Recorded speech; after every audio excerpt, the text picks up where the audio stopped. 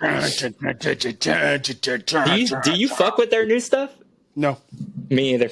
I like that. I liked that. The last one I liked was the one that had the crazy painting of like the Haruki mask or whatever that's called in the front. Oh, you probably know. Haruki mask. Haruki. Chin Chan. Chin Chan.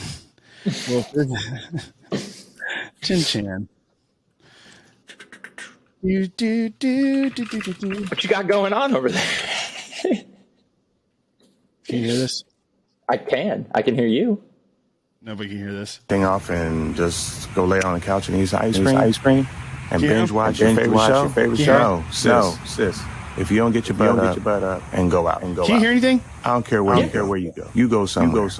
You create your own happiness. Yeah, it's a little dangerous out here. True.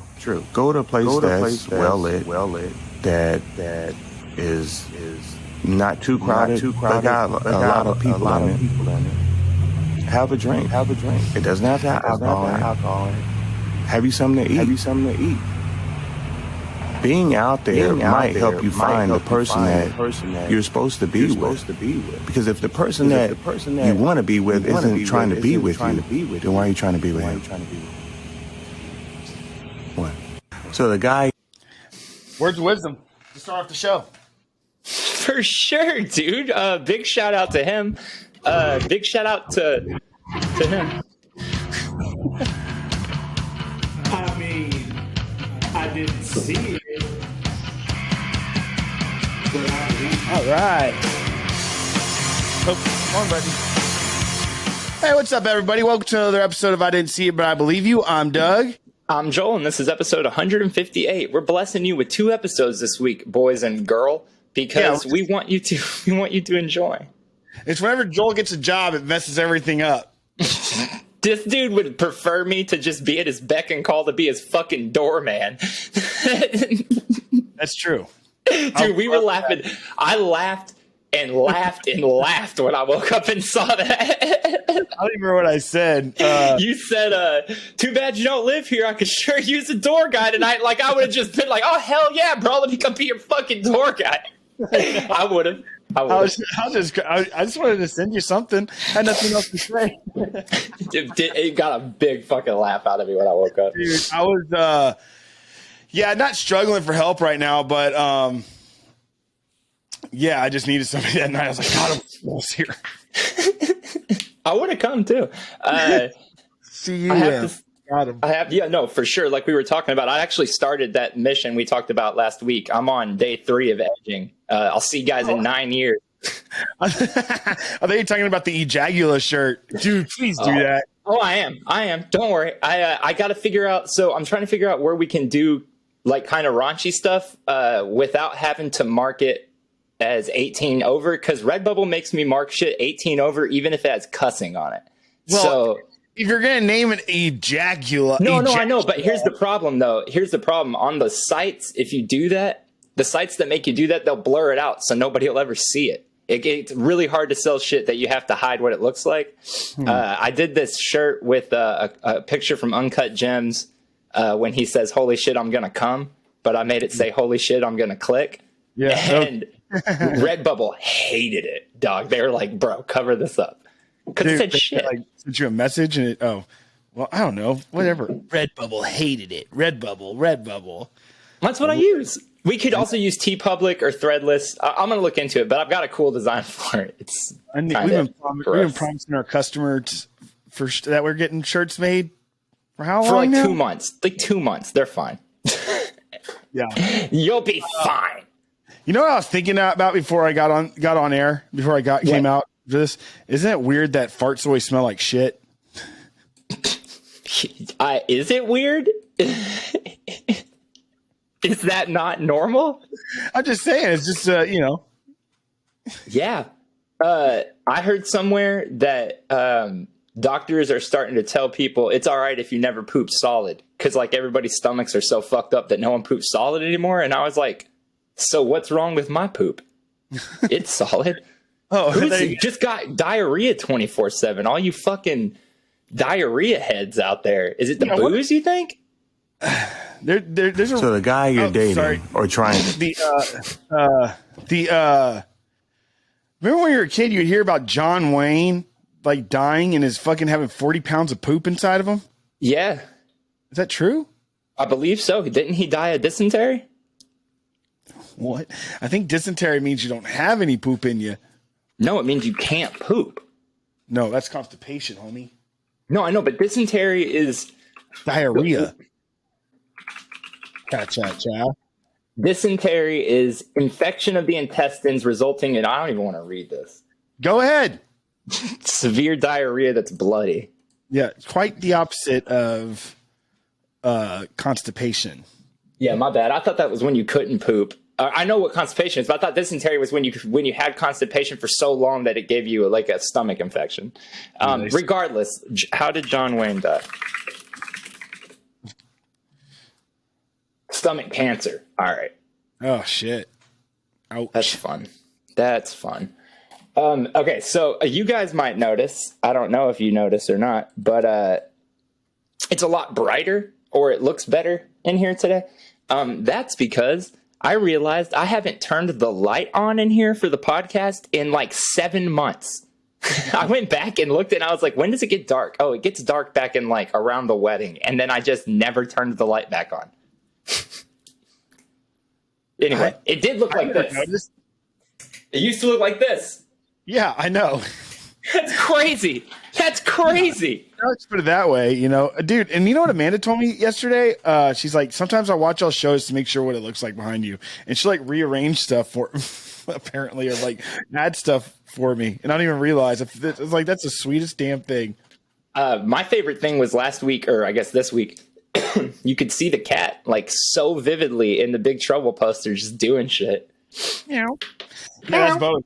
Where's he at?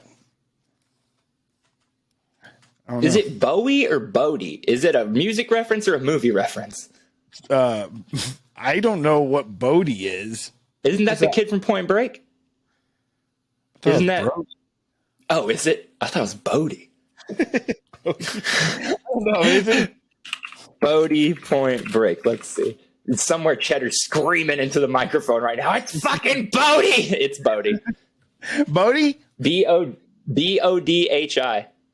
Cheddar used to always go, take it easy, war child. Seriously. He used to always say that. He fucking loves Point Break, dude. He fucking loves. Shout out to you, babe. Hope you're out there listening. Yeah. Leave in the comments below if you're listening. Mahalo. I heard that he was like such really a Cheddar thing to say, mahalo.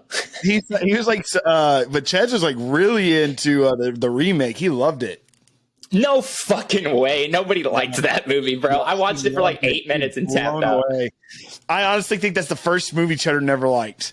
Dude, I felt bad. I felt like he would have liked it if we didn't pressure him into trying to not like a movie. Now he doesn't like any movie. Bad. The movie is bad. It's objectively bad, bro. The opening scene is fucking insane. It's like a Monster Energy commercial. It's wild, bro. Speaking of Monster Energy, I just got a Monster Energy video game. And dude, I think I heard somebody talking about this at work. It's Monster Energy Supercross or some shit like that. It is garbage, bro. I deleted it after like an hour. What's it on? It's on everything. Phone? Or okay. No, I got it on PS5, but it was one of the free games this month or some shit, so I grabbed it. Crawling in my skin. Oh, wait. That song in my head? Dog, I love that fucking song. I just watched a documentary about Chester this morning. Let's just cut right to the chase, bro. I'm gonna fucking screen share this. Hold on. Don't blow it.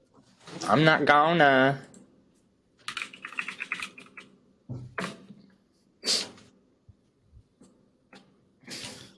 Okay, hold on. So when I screen share system audio, right?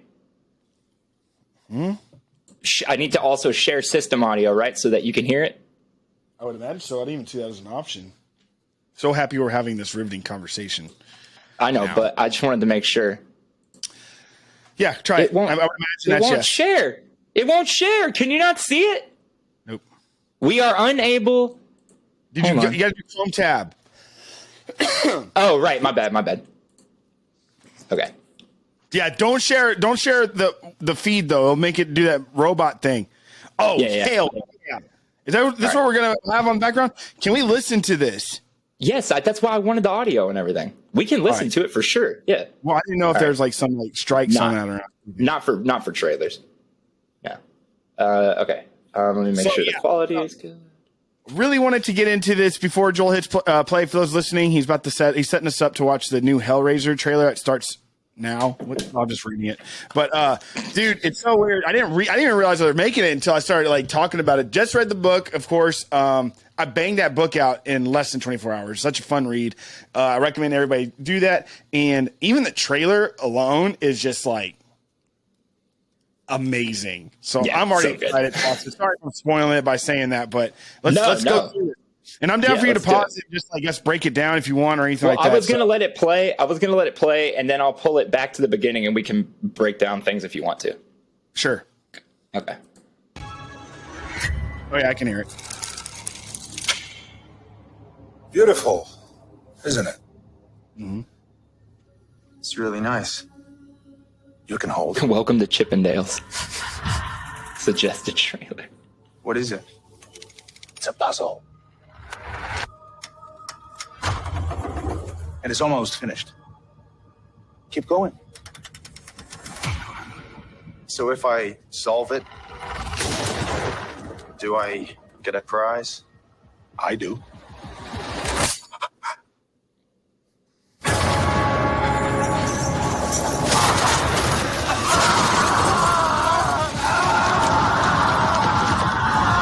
He sounds like he has dysentery. Looks like he had dysentery. What you do? It has 6 sides, 6 configurations. It opens up and it cuts you. And then they come to collect. Fuck yeah.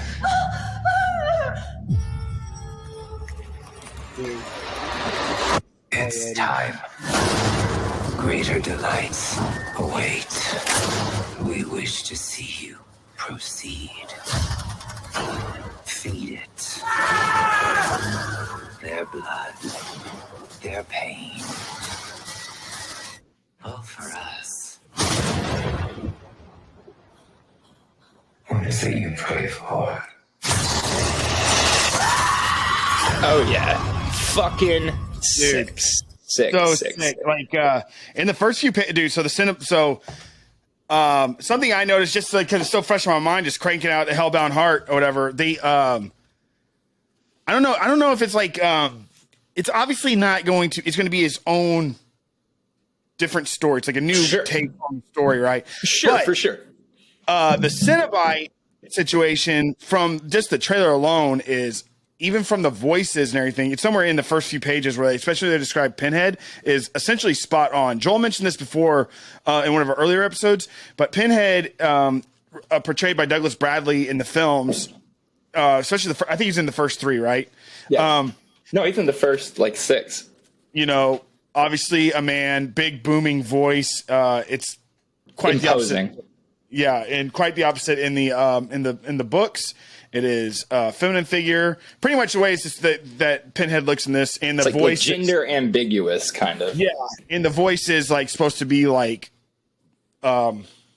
like lighter than it's like it's like more whispery like that one with weird gruntal tones. Pretty interesting. Yeah. Pretty spot on to the book. Sorry. I agree, man. No, I fucking agree. And I think I think first and foremost, I wanted it to be a faithful adaptation or at least a good reboot of the story, which it looks like. But secondly, it's really hard not to. I mean, and Hellraiser is mad deep, especially for a genre picture from that era. But beyond all that, it's hard not to be super interested in what the Cenobites are going to look like because they're the iconography of the series and shit. And yeah, dude, just those couple of shots of the Cenobites is so nice and so spot on. It looks like they are using, obviously, the original designs as inspiration, but they look fucked up. They look freaky, dude. That last motherfucker with the skin pulled up all weird around its mouth and shit looks so scary. Here it is. It says, do you understand the figure beside the first speaker demanded? Its voice, unlike that of its companion, was light and breathy and the voice of an excited girl. Every inch of its head had been tattooed in intricate grids. In every intersection of the horizontal and vertical axis, a jeweled pin driven through the bone.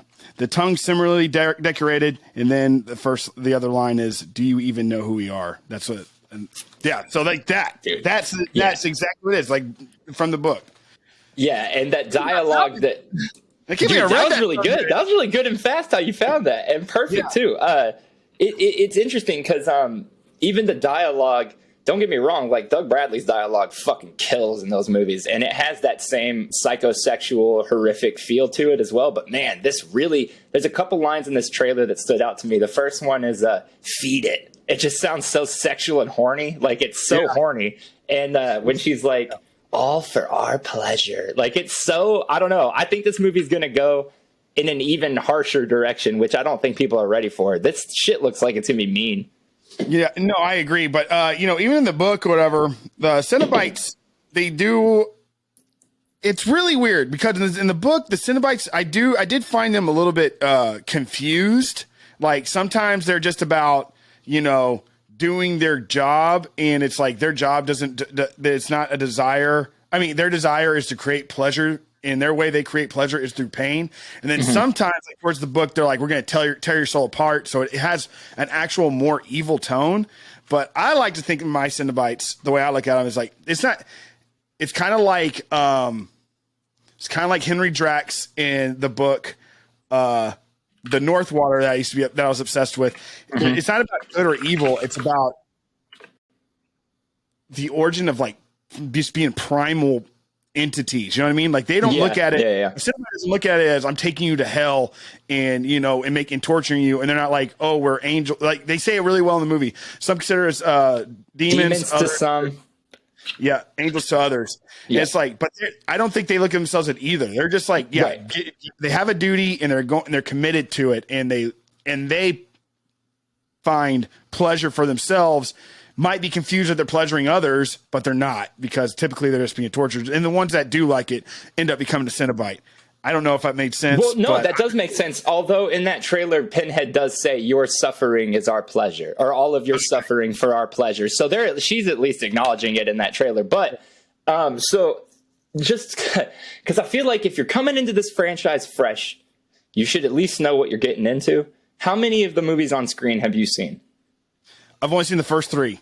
Okay, that's really all you should watch. So I've got those 3 right here. Classics, man. Absolute classics. I also have this sick-ass, this is a total staple of the early 90s, this box set of just the first 2. Fucking dope. Cool. But the fact is that they're just like all genre pictures that franchised out in the 80s and 90s, it's the law of diminishing returns. Like, obviously, even by the third one, it's a completely different style picture. The third movie is largely disconnected from the deeper themes and is much more just a Pinhead in the City slasher movie, which I thought was fun as a kid, but now it's probably like my least favorite of the original 3. But all the way Bloodline, Inferno, and Hellseeker are decent. They're not awful. I have a tape of Inferno. It's probably the last one that I would buy. But this is Joel's opportunity to show off the VHS collection. Yeah, seriously, that's all of them though. That's the only ones I have. It's Doug Bradley all the way until Revelations. This one right here, and now Revelations and Judgment are fucking terrible, dude. So fucking bad, like unwatchably bad. Judgment was literally only made so that they didn't lose the. Hold on. Do you need terribly bad? Clear your throat. Somebody like,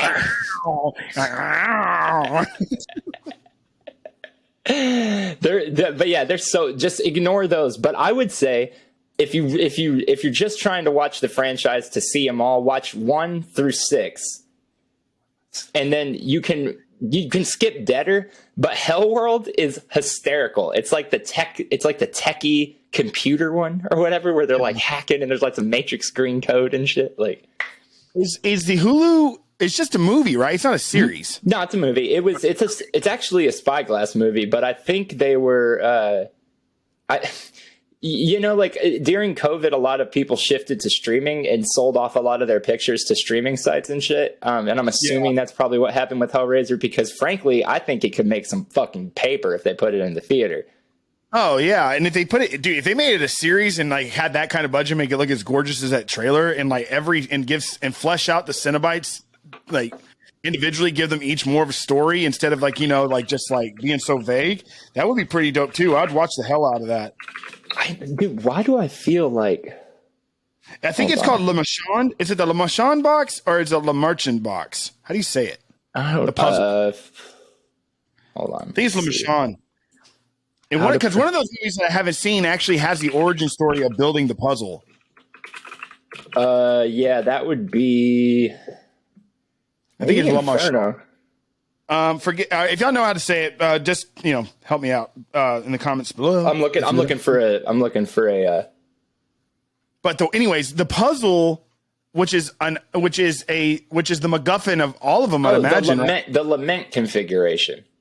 The lament configuration, but it is. But the box is actually LEMARCHAND. Oh shit! That's the name of the. Fuck, I don't know. So. Yeah, but it is like the lament configuration is a type of puzzle, but the actual, because there's so many of them. Like it's not that's not the only box that exists in the Hellraiser world. There's like multiple of them. Like So, anyways, but they're built by man, and they come in that configuration is the lament configuration, and let's just say Le Marchand. Let's just say it that way. Let's say it like it's French. But anyways, with that said, that puzzle and all it's the MacGuffin, right? Is that a good way to say it? Yeah, totally. For those who don't know what a MacGuffin is an object in a story that doesn't really that helps pull the story along, right? Yeah. Help me out, dude. No, yeah, that's perfect. That's literally the perfect definition. I was gonna let you handle it. So, like a MacGuffin, a good example, like the briefcase in Pulp Fiction is a MacGuffin. Yes. And so the puzzle is a MacGuffin but it actually has more to it because we know exactly what it's used for. The tool is because that's it's still I think it's still a MacGuffin though, for sure, because they're almost all the sequels are just built around somebody finding the box. Like those, so the sequels wouldn't exist without it. But I'm going to pause you for a second. Interesting fucking, I knew something was in my head saying, but I thought it was a show at one point. No. So that was always intended to be a movie. But David Gordon Green, who rebooted Halloween, is currently making a TV show for HBO. What do you mean? There's currently also a Hellraiser TV show for HBO in the works from the guy who just rebooted Helloween. Got it. Oh, and Danny McBride is also the producer and writer on that too. Just like on Halloween. What? On Hellraiser. Really? The TV Danny show. McBride wrote Halloween? Yeah, Danny McBride wrote the 3 new Halloweens, and David Gordon Green, who made Pineapple Express, directed them. Really? I think that Danny Green, or what's his name? Danny McBride? Danny McBride, yeah. Would be the best if they ever actually followed through and remade Big Trouble in Little China. He would be the best Jack Burton ever. You think? Yep. Yeah, I think he would be. They're like, they wanted The Rock to do it. I'm like, I get it. Rock's hilarious, and you can because the thing about Jack Burton is he's supposed to be a bumbling idiot that like he's like an everyman. Yeah, that happens to have a bunch of dashes of good luck. He might find it as bad luck, but outside looking in, it's like you're getting dashed with a bunch of good luck, you know? Right. So I could see Rock taking it on, but just freaking Danny McBride would be fucking awesome. And if everybody doesn't, not to go too far off, because I do want to get back to the puzzle, there is a comic series that's called Old Man Jack, whatever, and it does take the whole entire storyline is about the older Jack Burton. So there is a timeline for an old, doesn't have to be ripped or anything. He can they can age. Dude, there was heavy rumors that they were going to adapt that with Kurt Russell a couple years ago. So I mean, I put it in your back pocket and hope. He knows everybody loves it. He fucking knows. And frankly, Carpenter knows, and Carpenter is doing real good with nostalgia lately. So I would expect maybe we'll get some Big Trouble shit soon. How old is Carpenter now? old as fuck, bro. Like in his 80s, probably. Yeah, I heard he's not allowed. I heard he's not allowed to fart. He's not, because he'll die. He was born in 48. How old would that make him? I can't get I don't fucking know. I can't get I can't find a picture on Google Images of the new He's 74. puzzle. I don't think there are many screenshots from the movie available that aren't from the trailer. Okay, well, I just wanted to compare them because the old puzzle is is a cube. This one is you okay? Yeah. This one is obviously way more intricate and has a way like better. Only the one at the beginning. Only the one at the beginning. The girl says specifically when she gets the box that it has 6 sides and it's a cube. I know, but I'm just saying the guy also said it's almost finished.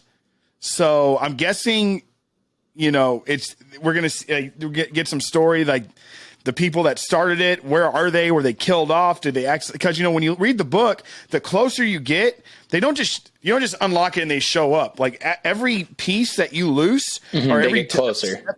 You get closer and you can hear the bells chiming and you can smell the birds. Like the birds, dude. That's the weirdest part. They kind of you kind of see it a few times in the film, like. You saw it in the trailer for this.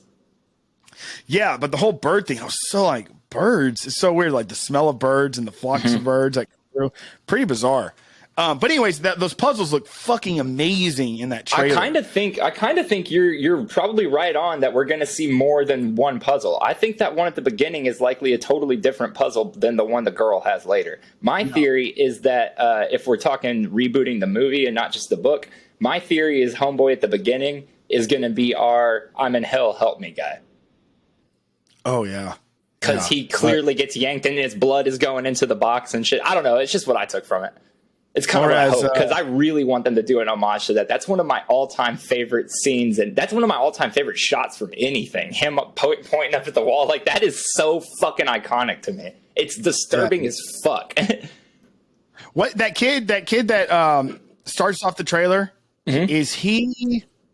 Did you mention that he was an Emmy winner or something? You said something along those lines. I don't know who the fuck that kid is.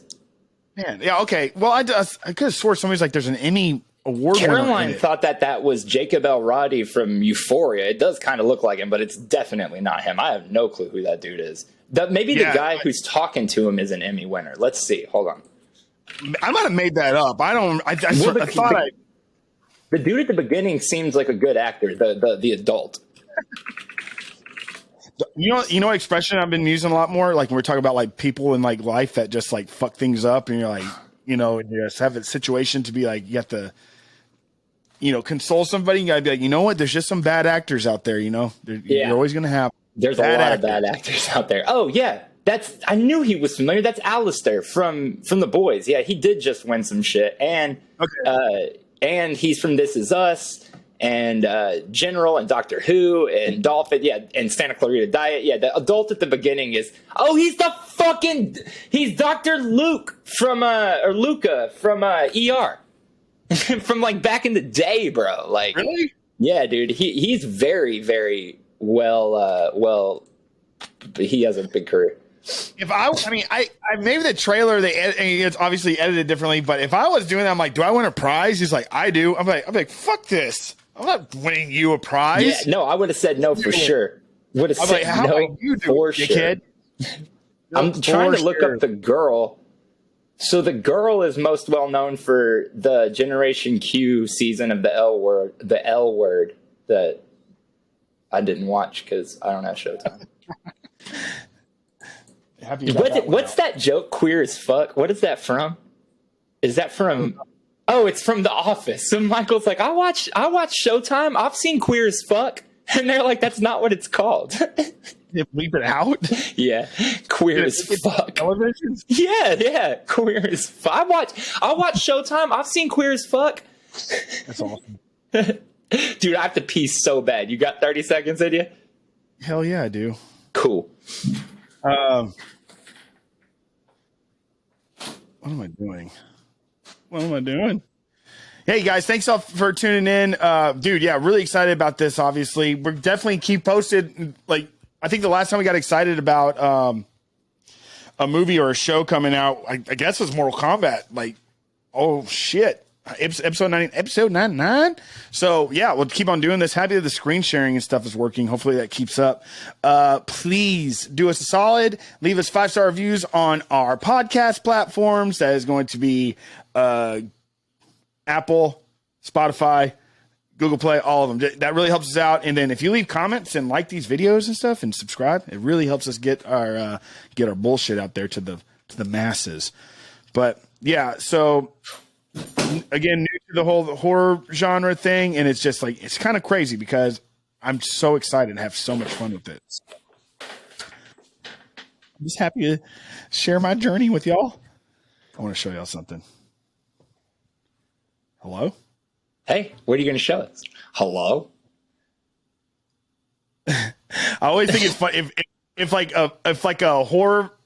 I was in a horror movie or whatever, the last thing you would ever hear me say in the dark hallway is hello.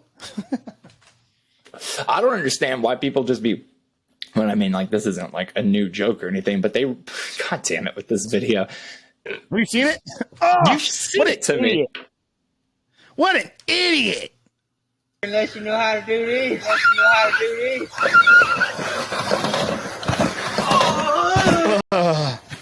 I'm good though, bro. I gotta ask you while I got you. Gotta ask you. The handpan guy. Your comment was, I've never felt anything in my gut like I do when I watch this. And I'm just curious, did you hate it? I couldn't. He's like, and I'm gonna, if I'm gonna do anything, I'm gonna do it punk rock because that's what my soul is. I was like, oh my god. I was like, holy shit, dude. I don't know what you just said. I mean, I know what you said, but you're just making me really upset. That was my journey too, but then the end of the journey, I thought what he did was sick as fuck, and I didn't know how to rectify that. I was like, okay, that's like, it actually is kind of cool. Sounds sick, dude. I wouldn't want him on stage doing that with me, but if he just like secretly gave me that recording for me to sing over, I'd be amped. It sounds dope. Imagine if like he was in our band and like we're like, all right, and this next song he's like, hey man, I got something to say. He's like, punk rock is in my soul. So I'd fire him on stage just so we could get our fucking Brian Jonestown massacre moment. Get off the stage. Boo! Dude. You start booing your own band member. Just boo! Fuck him! Fuck him! Boo! Dude, how shitty would it have been to live during the age of like Shrek, whatever that takes place in like the 1800s or whatever, and people could think it takes place anywhere because it doesn't take place in real. It's not real. Okay, well, fine. The era of kings and queens and like knights and shit, your life could literally just be decided on a crowd's boos. They'd be like, should we stone this man? Let me hear you say yeah! And everybody in the crowd would say yeah, and then they'd stone you. That would suck. Handpan man. Ooh, I got a little snotty. He said, imagine opening up the puzzle, the lament configuration, figuring it out, and the fucking walls open up, all the bricks go away, that freaking bluish hue comes in, the smell of bird shit's hitting you in your face, and you're like, oh, I'm so fucking horny! I'm so horny! And you just like I'm going to start wanking it out, and just start getting it, and then all of a sudden you're like, all these babes are going to come out and do me! And then all of a sudden it's boom, boom, boom, boom, boom. Handpan man. And your Cenobite that you're so excited for comes out and it's the Handpan man. And he's like, that's what you whole know. time telling me about punk rock. You're like, no! Fucking Handpan man, damn. Are you going to show the people Handpan man? I don't know if we should. We've been roasting him this whole time. Not roasting. He's talented, obviously. You're going to have to show it. You're going to have to show it because I can't pull up my Instagram. Well, the Handpan man, it's like, okay, it's like playing Simon. Pull it up. Pull it up. Show him, Jamie. Don't you ever fucking say it to me. There's a millipede in my kitchen this morning. My fucking heart stopped. I hate those goddamn things, dude. Fuck me. Millipedes are fine. Centipedes are the ones you want to watch out for. I don't want to fuck with anything that looks like that, frankly. Imagine having 1,000,000 legs. Get a lot done. Yeah, imagine having 1,000,000 legs and deciding to just park it on my kitchen wall. Fucking great idea. Imagine having a million legs and being as slow as a millipede. Yeah, what the fuck? A million legs, but I could walk across the fucking continent before he gets out of my living room. Jackass. Don't even get me started. I pulled an earthworm out of my fireplace yesterday. That was the length of my arm. Where are you living? Same place. Why do you have so many critters? Why do you have so many worms and millipedes and centipedes in your apartment? We live in front my back, like we have a creek attached to our apartment, like not attached to the complex, specifically to my apartment. Do you have holes in your wall? Oh, I got holes everywhere. I got holes in my ass. There's bugs all over Austin. Dickhead. Wonder what he's doing today. I don't know. Dude, that dude definitely still lives in Austin. Yeah, I'd imagine so.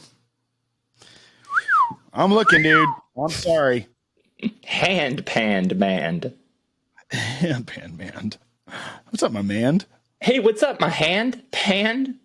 Is it pan or panned? Oh, dude. I gotta show you. It's saying I deleted all our it's saying I deleted all our messages. No, don't say that. Okay. I don't know. This came into work when we worked at the bookstore. It's called Horror Film Poems, and Caroline found it in a box the other day and busted it out. I gotta read you this because it goes places you would not expect it to go. Hold on. There's a good old table of contents here. You're gonna love this.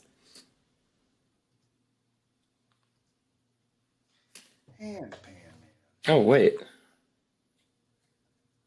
Dude, I could have sworn there was a Serbian film one in here. Maybe not. One of the best comedies ever made. Bro, like I could have Oh, let me tell you something real quick. And this is not to knock eBay. I understand why they're doing this. They are getting so out of control. Okay, so like a year ago, they said you couldn't sell porn anymore. Fine, whatever. It kind of sucks because I got a big box of it, but I can't sell it. I mean, the old 80s tapes and shit, not like new porn. This isn't 40-year-old virgin, but I do have a box of porn. And I can't sell it, even though they are worth a lot of money. But I listed 3 movies. Romeo and Juliet, which is Troma's comedy take on Romeo and Juliet, directed by James Gunn, who made fucking Guardians of the Galaxy and shit. A Serbian film, because I have the recently released boutique version of it, and I'm never going to open it, so I'd rather just get cash for it.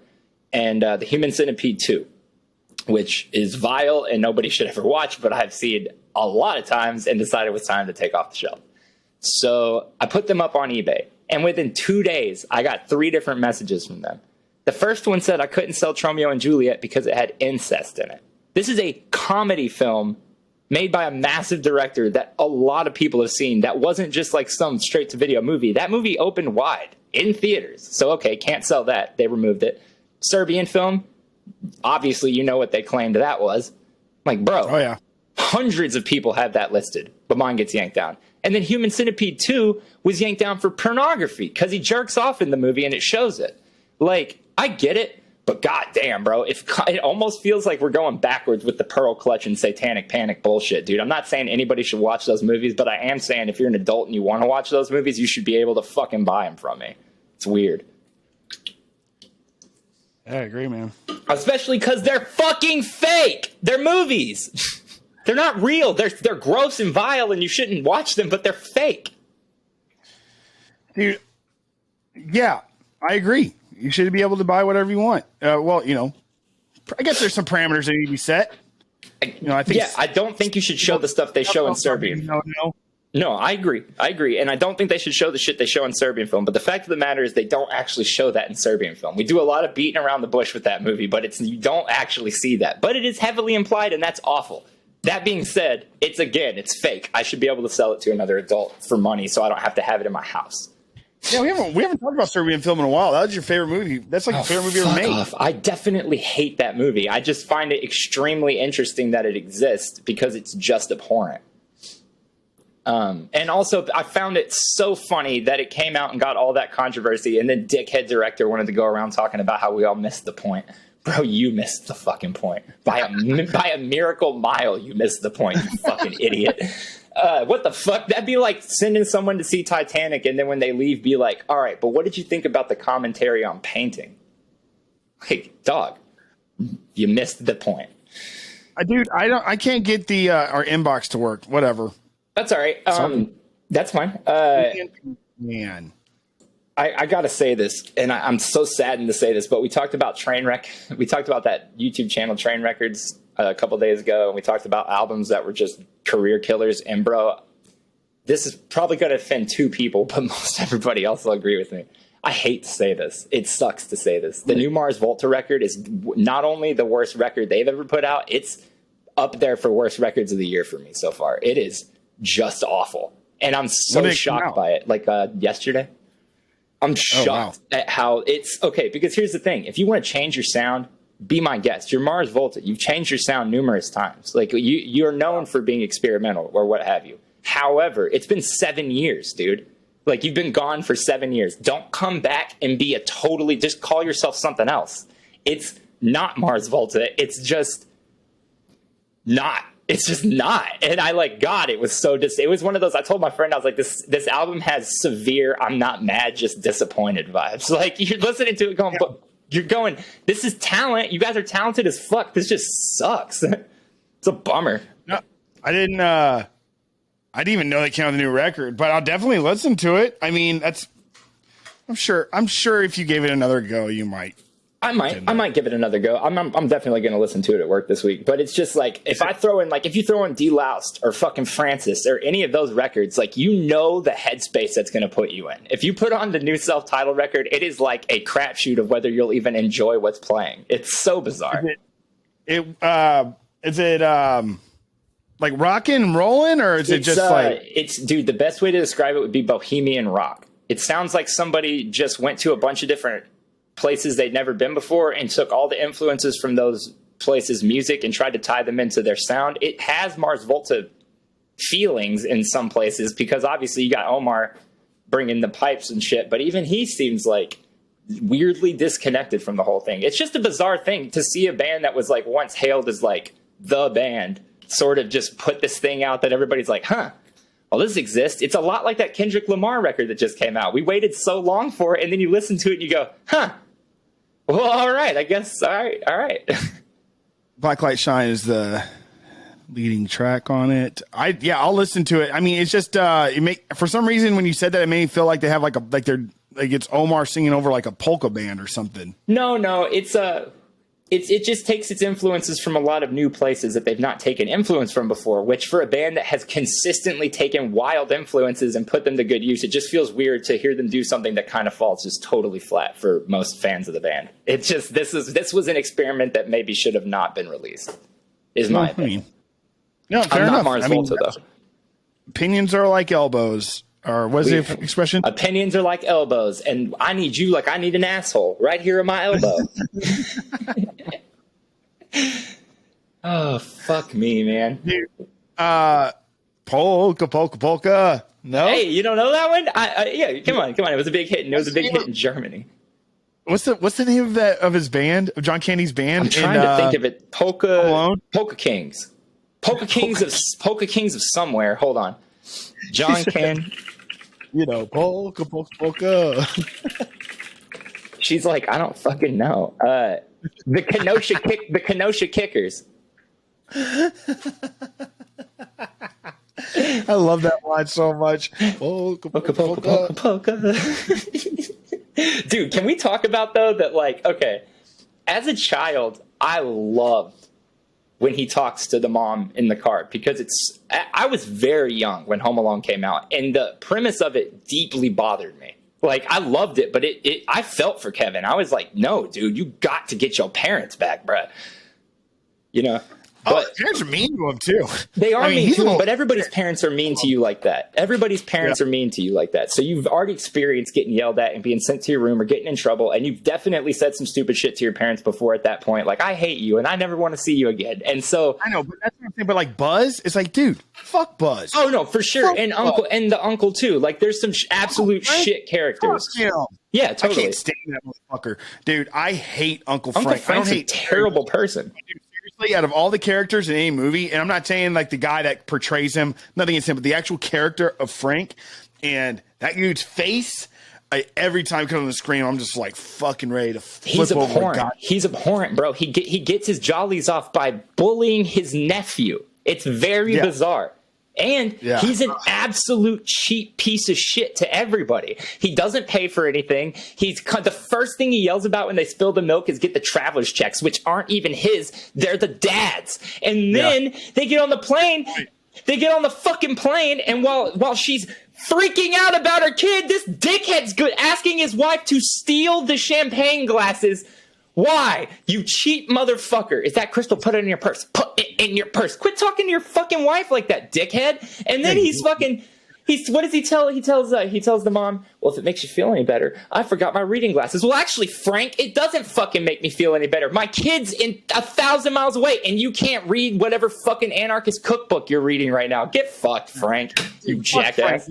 I bet, Frank, you're about to catch these fucking hands on this fucking Pan Am Come on, flight. Frank. Yeah. We both getting on the no-fly list today, you dumb motherfucker. Pull that. Say one more fucking thing. Let's say compétent, motherfucker. Yo, sexually harass my kid again, you weird motherfucker. He's in the shower and shit. Oh, wait, I guess Kevin's sexually harassing him is the point of that. Like, hold on, I don't like Frank. Whoa! I don't want to accuse Frank anything too crazy. Yeah, let's keep it. He's already done enough. Frank is out here wilding. Do you believe that? Oh, sorry. Go ahead. I was just gonna say, do you think that guy, if had to handle like some pushback in his real life from playing Frank? Not in the 90s, man. Like, now, probably.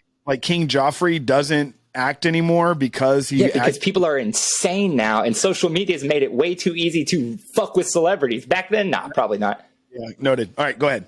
Well, before that though, it's interesting you bring that up though, because one of my favorite celebrity encounter stories of all time is this. It's kind of an iconic comment now on Reddit, but this dude commented on Reddit his story about it. He was in the airport in LA at Christmas, right, like 2 weeks after Home Alone came out. And he was obviously, like every kid, just obsessed with it right then. And he's standing in line at the airport, and Joe Pesci is standing next to him. And he freaks out, and he's like, holy shit, I like Home Alone. I love it. And Joe Pesci says, who's your favorite actor, kid? And he says, you. And Joe Pesci says, good answer, and gives him $100 bill and walks off. That's fucking awesome, dude. That's fucking awesome. Oh, yeah, dude. That is so fucking cool. I love that. Yeah, that's bad fucking ass, because frankly, I really do think, and I mean, likely we will never know because the families or whatever still do such a good job of keeping shit quiet, I feel like. But I think he was a part of the world he portrayed so often. He is too good at it, bro. He is the most intimidating person to me. Like, period. Yeah. Dude, I believe that motherfucker probably was deeply connected. I mean, I wouldn't be surprised. I wouldn't be surprised. He's too good at it. He wasn't like De Niro or any of those cats that came up from these fucking acting schools and shit. Like, this motherfucker was from the trenches in New York and just was like, he knew that world, bro. How did he know that world so well? He literally was Scorsese's middleman to talk to a lot of these people. Like, they wouldn't talk. It's just crazy. What was Pesci doing, bro? Dude, there was like, remember when we lived over on Anaqua, how we got those like shitty DVDs. I don't know anywhere where we got. Yeah, from Walmart that had all the different movies on them, and we had that Pesci one. Dude, yeah, and I'm like, they didn't even have a back cover to it. It was like jewel cases, barrel. They weren't even jewel cases. And dude, there was one. It was like Joe. I don't know. I don't want to be so bold to say it was his first film, but it easily was one of his first films. Yes, and it was so fucking weird. What was that? I'm looking for it right now. I found it. It was a double one where it was a movie called Enforcer with him. Hold on, I got this fucking pulled up on the wrong screen. Chrome link. Dollar DVD Joe Pesci. I believe. Come on, baby. What's the dealio? Okay, I believe it's this. But I could be wrong. But it was that style of case. Yeah, it was that style of case, but I don't think that was it. I think it's one even older than that. It definitely felt way older than that, for sure, is what I remember. Oh, fuck. Or maybe when we played it, like the cover is just like looks like that, and we put it in, we're like, holy shit, this is fucking garbage. It was definitely fucking garbage, bro. It looked like they edited it with a VCR. They probably fucking did, bro. All right, I'll keep looking for it, and I'll see if I can bring it up next week. Before we go, though, I want to say a couple things. I told y'all a few months. Oh, my bad. I thought you had to leave in 6 minutes. Well, I mean, yeah, but no. A few months ago, Ty West, who directed the fantastic House of the Devil, which is one of my all-time favorite genre pictures, released his movie about pornography and violence in the 70s called X. I was very hyped up for it, and it fell very flat for me. It was a solid 6 out of 10. Nothing to write home about. I know a lot of motherfuckers loved it deeply, though, and that's cool. It just didn't connect for me. The twist of that movie, or not the twist, but the big reveal for the opening weekend, at least, was that after the credits, it was revealed that they had already shot a prequel to the movie with Mia Goth portraying the old woman in X in 1918 and how she became the old woman or what have you. I was sort of whatever on it. I could not have cared less, to be honest with you. But then people started getting really hyped for it, and I knew that we were going to end up seeing it anyway. So we went and checked it out yesterday, and holy fuck, if it's not easily top 3 of the year for me. It's called Pearl. It's fucking fantastic. Do not go into it expecting X, and do not go into it expecting a horror movie. It is very much... my opening line in my review was, Mia Goth plays a deranged Mary Poppins cosplayer who attempts to escape to Oz via pornography and murder from her farm. It's bizarre. It's shot in Technicolor, so it looks like Wizard of Oz. The score is Tyler Bates, and it is phenomenal. It literally sounds like it could have won an Oscar back when Wizard of Oz came out. It's perfect. All the editing is done like the 20s and 30s with the circle dissolves and like the sweeps and shit. And Mia Goth gives an insane performance, bro, where she goes from being horny and hot to being insane to being flat out vile and gross and being like, dude, she gives an 8-minute monologue where the camera just sits on her, where she goes through like a million different emotions while she just tells you the entire story of the movie you just watched, and it works completely. It's phenomenal. The closing credits holds on her face for like 4 good minutes, bro, while she just goes and like tries to pretend like this mask of sanity. Dog, it was one of the dopest fucking movies I've ever seen. It was so fucking good. Dude, I can't rant enough about it. I want to see it now. I've been seeing trailers for it. You don't even need to see X. You don't even need to see X. You could literally just go watch this movie and then, if you want to, backdoor it with X. House of the devil. Hell yeah. Imagine if Vince Neil was walking in the back going, what is it? What I got? I'm ready to get a motion of hero. House of the devil. I actually have never seen any of those. Should I just go ahead and watch them in order or something? What should I do? Well, in order, you can only watch Pearl and then watch X if you want to watch them in order, I guess. House of the Devil's a movie. You've seen House of the Devil. That's that movie me and Jeff used to watch all the time back in the early 2000s, where that girl goes and babysits for the guy in the 80s and they do the satanic ritual at the end. Yeah, it's not fucked up enough for you to have not watched it with us. I'm sure you've seen it.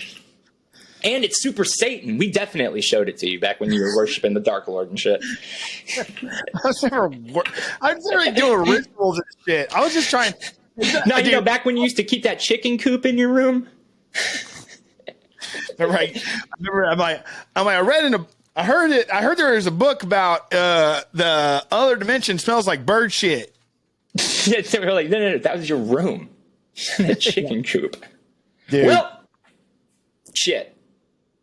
I'm glad we got another one cranked out. Me too. Thanks for listening to another episode again. Please leave comments, subscribe, you can click here to subscribe on Joel's videos last week. Please tell a friend, and we'll be back soon. Name it something about Hellraiser. Okay. Let's name it something about Hellraiser.